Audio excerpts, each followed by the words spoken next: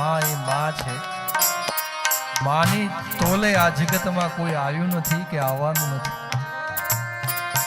માની સ્નેહ અને મમતા એ બાળકનું ઘડતર કરી શકે.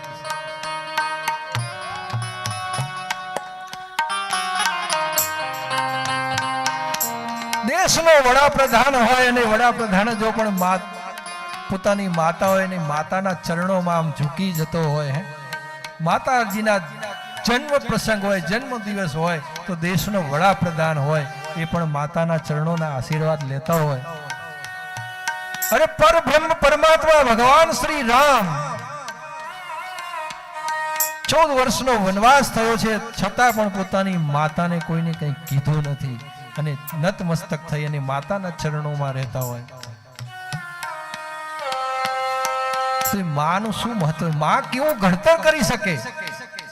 માં જે ઘડતર કરી શકે તો તાજસ્ય ઉદાહરણ જોવા જાઓ તો આપણા દેશના વડાપ્રધાન જ છે, બીજા કોઈનું લેવાની જરૂર જ નથી દ્રષ્ટાંત. કે એવા કેવા સંસ્કાર માએ આપ્યા હોય કે એ દેશના વડાપ્રધાન સુધી પહોંચી શકે.